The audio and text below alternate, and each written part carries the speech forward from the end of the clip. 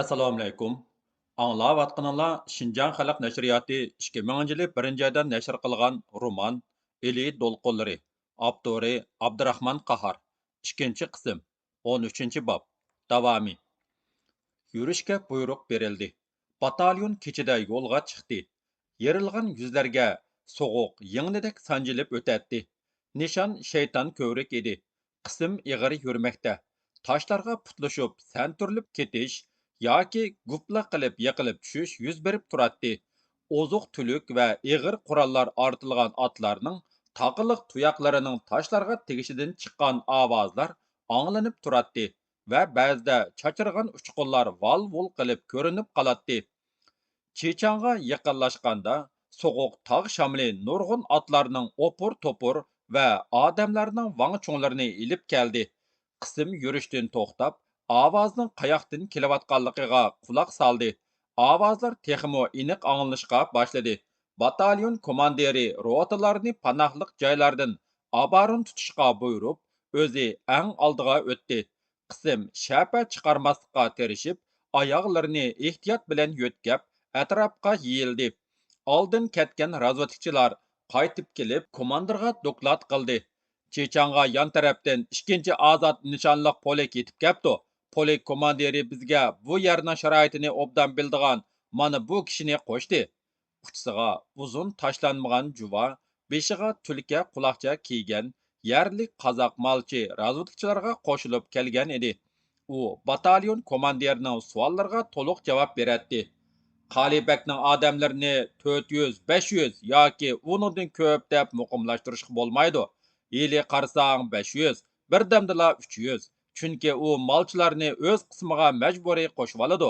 Qo'shilganlar pay tepib qochib ketadi, dedi u bilganlarini bayon qilib. U doim il bilan birga yuradi, agashtirib oladi. Yili sizlarga miltiq atqanlar, besib barsanglar, mol boqadigan molchi. Batalyon komandiri Gayet malchidan shayton ko'vrikning o'rni, atrofi va shuningga munosabatlik ahvollarni tafsili so'rab uqqandan keyin rota komandirlarini yig'dida mundoq dedi: ikkinchi jangovar rota Qizilsay bilan yuqorilaydi. Tik cho'qining ostidan o'ngga burilib, yondan o'rlab chiqib, shayton ko'vrikka yon tarafdan hujum qiladi. Qolgan 3 rota shayton ko'vrik saydan davomliq olg'a ilgirlaydi. Manziliga yaqinlashganda 3-chi rota g'arbga burilib, shayton ko'vrikka g'arb tarafdan hujum qiladi. Hujum belgi berilgandan keyin 3 tarafdan biraqlab boshlandi. Uqdinglarmi? Batalyon 2 say ichi bilan egiz qorliq taqqa qarab ilgirlamoqda edi. Qizil sayda ilgirlayotgan 2-chi jangovar rota tik cho'qining ostiga yetib borgandan keyin burildi. Rota intayin tik xatarlik yo'ldan chiqishi kerak edi. Chiqish uchun o'mlashga, yer tatilashga to'g'ri keladi. Bu xatarlik o'rlash hammaning ko'ngliga ig'ir andish silib qo'ydi. Cho'nqur hang girvikiga tuyuqsiz kelib to'xtab qolgandek, jangchilar bir-biriga alamlik beqishib turib qilishdi. Jangchilar uchun bu terik dushmandan yomonroq dushman bo'lib sezilmoqda edi, lekin chiqmay bo'lmaydi. Hammasi rota komandirining og'ziga qarashdi. Bu xatarlik o'tkalni dushmanni yengandek yengayli. Qani, yolg'a hujum boshlayli, dedi rota komandiri. Jangchilar yolg'a yepishdi. Eng oldida 75 kilogramm ig'irlikdagi stankovoy pulemyotni dumbasiga artgan arash 4 putluq bo'lib shiddat bilan o'rga chiqib ketib boradi. Uning g'ayratiga, fahmiga, chaqqonligiga opran aytishib, butun jangchilar uning kaynidan iz besib o'rilmoqda edi. Shayton ko'rik saydan o'rlayotganlar tuyuqsizla banditlarning avatgan 4 otliq charlig'uvchilari bilan do'qurishib qoldi. Ular bir kichik to'g'ra beldan eshib tushib, oldida ketib borgan birinchi rotaning oldiga chiqib qolgan edi. Batalyonning say bilan udul ketgan razvedkachilari ular bilan uchrasholmay qolgan. Bandit charlig'uvchilar o'diqib qoldida bir necha pay o'q uzib, kayniga burilib qochdi. Kaynidan vingildab uchib borgan o'qlar 4 nafar banditning ikkisini otdan uchirvatdi. Batalyon komandiri 3-chi rotini tezlik bilan shayton ko'rikka g'arbdan hujum qilishga buyurib, o'zi bir guruhpa odam bilan qochqanlarning kaynidan qo'g'ladi. Lekin Ancha yurish qilmayla banditlarning taraslab uchib kelayotgan o'qlari ularni mengishdan to'xtatib qo'ydi. Jangchilar yotdi va yer beg'irlab olg'a ilgariladi. Bu batalyonning hujumga o'tgani bo'ldi. Ko'rikka yiqilishish zarur edi. Bu tarafdan bir paymo o'qning chiqmasligi ularni ko'proq atqizib. Mayli, ko'p atsin, atqin yaxshi, deydi Nodam.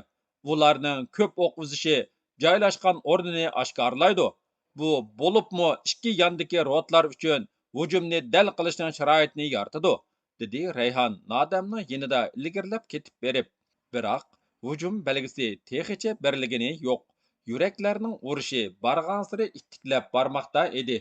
Vaqtning o'tishi nima degan asta 1 minut, 5 minut, 10 minut shunchalik qisqa surat, 10 minutdak, 50 minutdak, 100 minutdak ig'ir chamdab o'tmoqda edi. Ana, belga o'qi etildi. Etilgan o'q osmonga o'rlab chiqib, charaslab yondi. Uch tarafdan tangla hujum boshlandi. Banditlar dastlabida vahimaga tushib, ig'ir aloqazodlik ichida qoldi. Bo'libmi ikki yoqdan tashlanayotgan granatlar ularni gangirtib qo'ygan edi. Shunga ha debla 30 ga yaqin odamidan ayrilib qoldi. Lekin o't tochkalari oshkorlangandan keyin o'zlarini o'ngshab nishonliq etishga boshladi. İki tarafdagi tik tog'dan o'q tegib, oldiga do'milab tushayotganlar ko'rinishga boshladi. Ularning marganlarimi ko'p. Uning ustiga bu yerlar ular uchun besh qo'ldek ayon. O'y cho'nquri aniq edi. Ana, Nodam Jamoliddin yo'g'on toshning yenidan chiqdi. Avtomatlarni sayratib, tuvanga serildi va yana bir toshning daldisiga o'tib, kaynidan 2 dan 4 granat tashlab, yana serildi. Mushu yo'l bo'ylab Varisjon, Rayhon yana bir necha jangchi serildi. Biroq bir jangchiga o'q tegib, Rayhon uni hiliqi yo'g'on toshning daldisiga so'rab ilib keldi. Rotalar ara xabarchilar uzilmay kelib ketib turadi. Gayet ularga aytdi. Jangchilar tezlik bilan ikki yoqdan yaqinlab kelsin va shiddatlik o'q tutsin. Men belgi o'q atgandan keyin atakaga o'tamiz. Ataka qiyoqas cho'qan bilan boshlansin. Banditlar itilayotgan o'qlar, tashlanayotgan granatlarning yaqinla joylardan bo'layotganligini tuydi-da, belga o'qi texi etilmasdilla chekinishga boshladi. Qandaqtu tuyuqsiz vangchung qilishib, otlari bog'langan joylarga yugurishdi. Itinglar! Portlashlar, gumbirlashlar tog'larni titratib, qarg'ay shoxlaridan qorlarni to'zitib. Dahshatlik ovozlardan kamarlar, o'nkirlarga yoshiringan bo'rlarning ko'zlari chaniqidan chiqib ketishga oz qoldi. Nalardindir ularning g'ingshigan ovozlari so'z anglandi.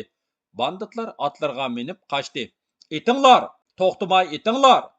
Bu qochgan banditlarni chanlab etayotgan Rayhonning ovozi edi.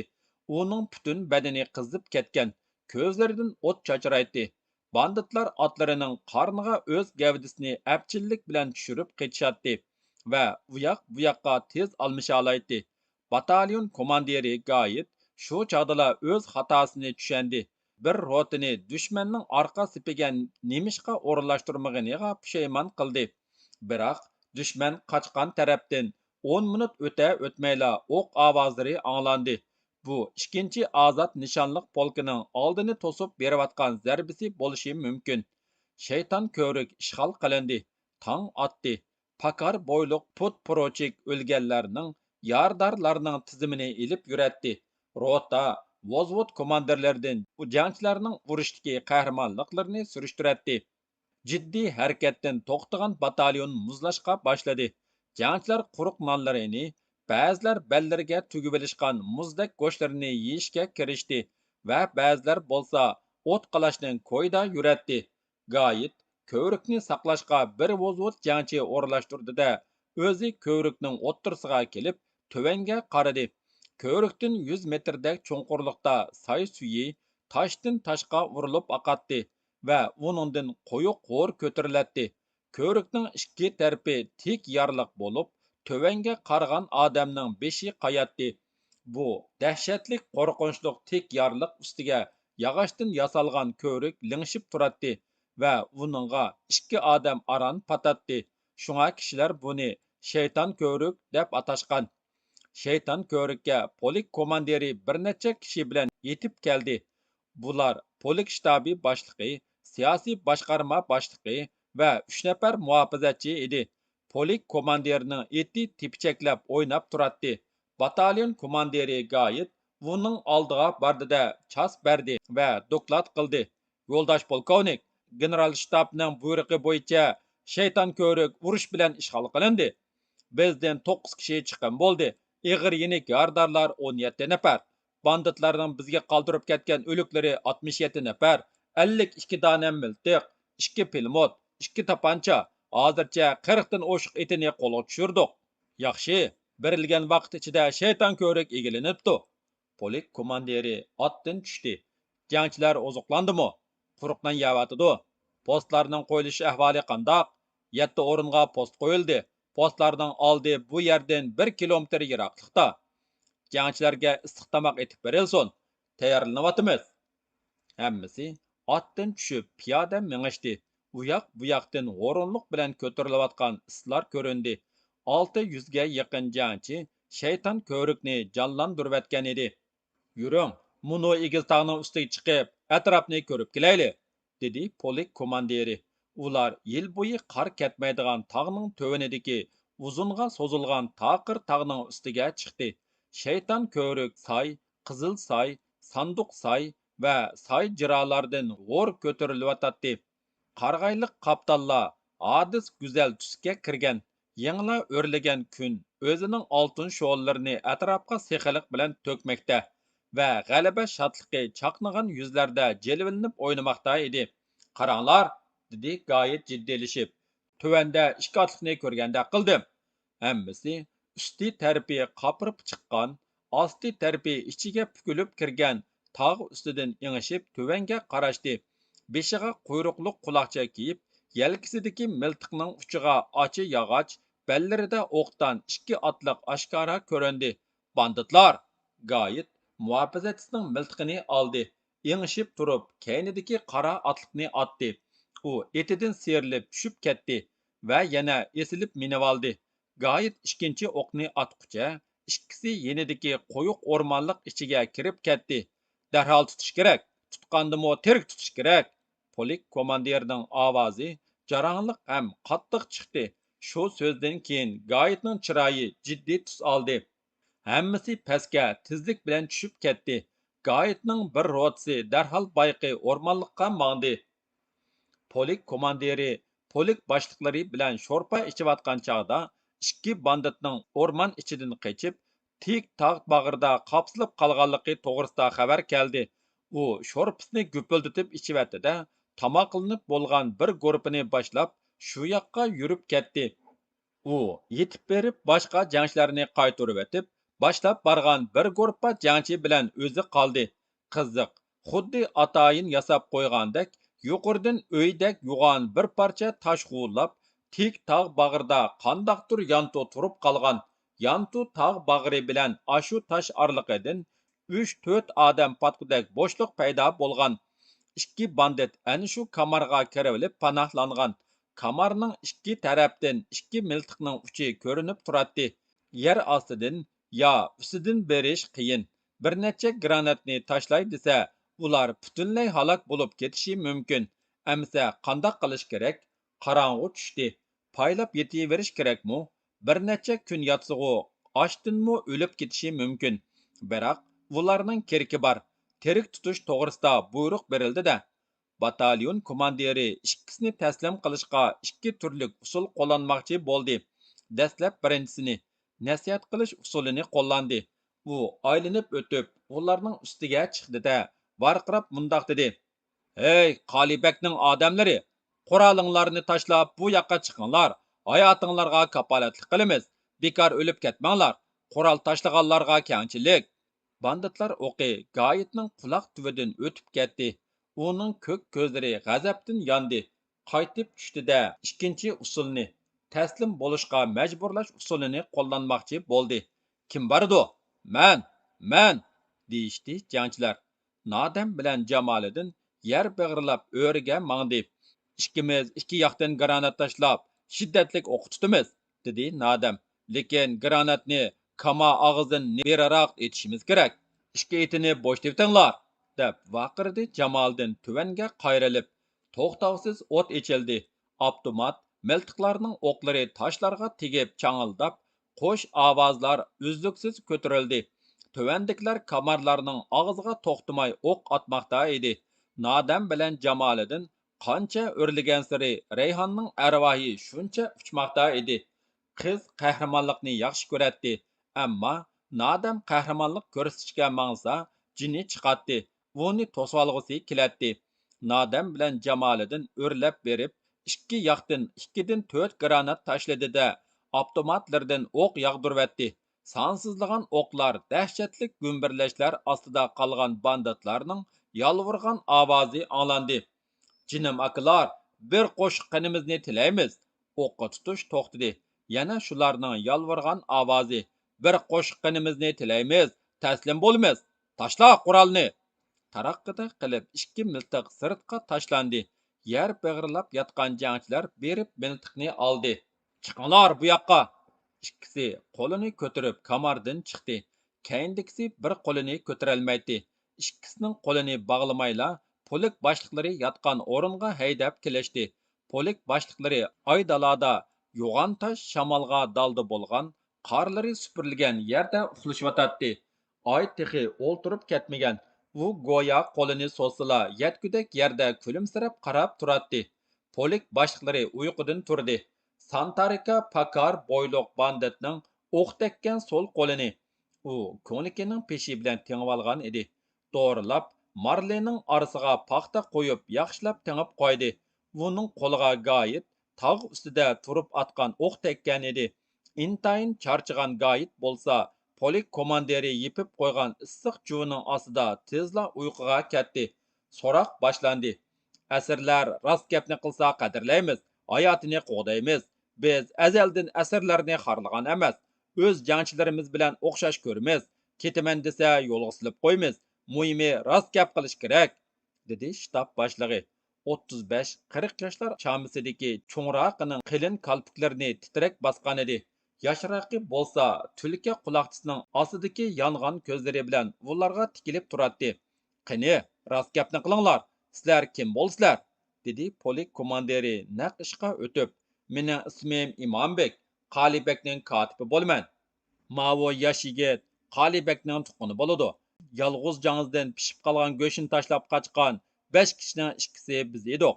Ana avo boshliqning beshidagi quloqcha deb uxlayotgan Gayitni ko'rsatdi u. Biz qochganda o'q tegib uchib ketgan Qalibekning quloqchisi. Bu so'zni Gayit anglagan bo'lsa, Eliqi o'qni dal tekkizolmaganligiga intayin qattiq o'kingan bo'lar edi. Uning sizmo polik boshliqlari Gayitni qattiq alamga qo'ygan u ishqa o'kinishdi. Qalibekning qanchalik odam bor? Qalibekning odamlari ikki atrat, birsiga o'zi, yana birsiga takoman boshchilik qiladi. Hammasi bo'lib 800 dak odam bor. Bor yo'qi shunchlikmi? Yana o'zi bilan agashtirib yurgan qurolsiz molchilar, yosh qari, xotin bolalarmi ko'p. U o'z to'pi bilan 100 mingdan oshiq chorva molni billa ilib yuridi. U qayerga borsa molchilarni, mollarni o'ziga qo'shib oladi. Buningga qarshilik qilganlarni-chi? Qarshilik qilsa aytib tashlaydi. Milliy armiyaning Savanda turishliq eskadroni bilan Qalibekning munosabati qandoq bo'lgan? Qalibek hokim bo'lg'achqa eskadron boshliqlari uning gapini anglagan bo'lish mumkin.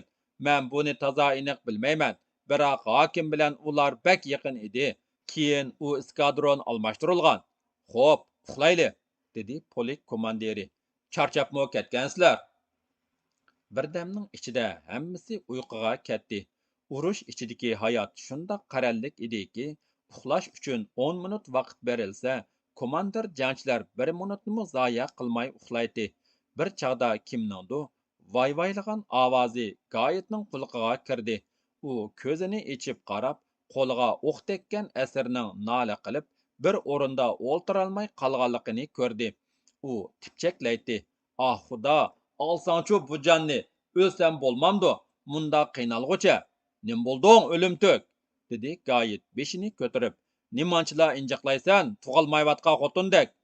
"Jinim aka", dedi u yig'lamsirab.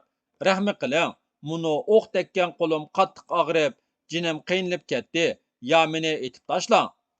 Mushu chidamasliging bilan qandoqmi qo'lingga miltiq olgansan? Ularman. Mayerga kel. Qaraqil arqon bilan ikkisining qo'li qattiq chigib tashlangan edi. Gayet uning o'q tekkan qo'lini bo'shtib qo'ydi-da, yana yetib uxlab qoldi. Birdamdan keyin u bo'shtib qo'ygan qo'lini arqondan chiqarib oldi. Yenini aqtirib, ichki yanchuqidan bagisini ilib, hamrohining qo'li chigilgan arqonni kesib tashladi. Ikkisi bosh ishorasi qilishib, o'milab qochdi. Sharqiratma yalab, iriqcha qilib qo'ygan, hozir bo'lsa suyi to'xtagan tar suv yo'lidan ikkisi serilib tuvanga tushib ketdi.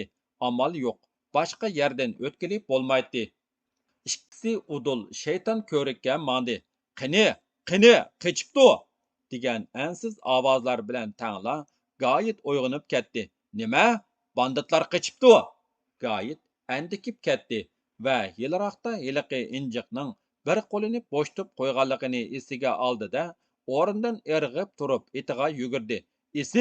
Isit, men komandirma, dushmanga rahim qiladigan meningdek komandir butun jangovar qismni halok qilishi mumkin-ku. Dushman bilan urush qilman degicha g'o'ljiga berib, ojizlarga nafqa beradigan idorada ishlasam bo'lmamdi, ha? U ochiq alamda to'lg'inib itiga qamcha salatdi va o'zidan qattiq o'kinmoqda edi. U o'z umrida o'z xatosidan bugungidek qattiq o'kinmagan. U shayton ko'rikka taraslab yetib kelganda uning oldiga nodam chiqdi. Banditlar qani? O'tib ketdi. Sen nima qiladigan odam? Banditlarni qo'yib berib. Gayet texmi to'lg'andi.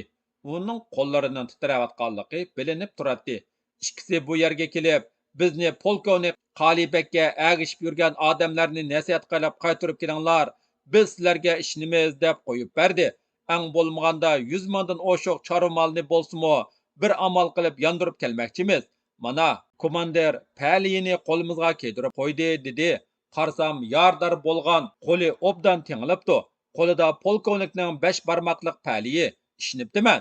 Uning ko'zlari dahshatlik yongan edi va qo'lining kuchlik barmoqlari nodamning kekirtigini siqdi, silkidi. Dushman hilisiga ishongan do't, sen qandoq yerni saqlayapsan? Bilamsan, sendan ikki xatolik o'tdi. Jamoliddin ikking nimishqa asirlarning yinini aqtirmay haydab kelishding? Dushmanning hilisiga ishongan nima degan aqlsizsan, ha? U birdilla o'z xatosini o'ylab qoldi. Barmoqlari bo'shab ketdi. Ko'z oldi qorong'ulashdi. Ovozi o'zgardi. Xatolikning ig'irroqi mendan o'tdi. Konimni siq, ur meni. Anglayotamsan? Mening bu konimni siq da'vatiman. Buyruq qilyapman. Yo'ldosh komandir, men buyruqni ijro qila olmayman. Men haqiqatan do'tlik qilibdiman. Cho'ng xatolikqa yo'l qo'ydim. Meni qamoqqa iling. Ochiq alamda komandirning ko'zidan ikki tomchi yosh etilib chiqdi. Yo'q, har ikkimiz xatolik o'tkazdik. Ig'irini men qamoqqa olsam meni olsa bo'ldi. Gayet lassida bo'shib qo'ram tosh ustida o'ltirib qoldi. Tong atqandan keyin polik boshliqlari shayton ko'rikka keldi. Ular qaytmoqchi edi. Gayet polik komandirining oldiga bordi-da, chas berib turdi. Yo'ldosh polkovnik, ruxsat qiling. Qalibek banditlarni osmonda bo'lsa chiqib, yer ostida bo'lsa kirib, qo'g'lab yurib bechit qilaman, dedi. Polik komandiri kulimsiradi. Uning o'zini tutololmag'idek darajada g'azablanib ketishi tushunishlik edi. General shtabi va generalning o'zi sizning batalyoningizni shayton ko'rikni ishg'ol qilishga va uni saqlab yetishga avatgan, dedi u. Ularning buyruqsiz batalyoningiz hech qayoqqa qo'zg'almaydi. Polik boshliqlari muhofizatchilari bilan otlarini yo'rotishib tuvanlab ketdi. Davomi bor.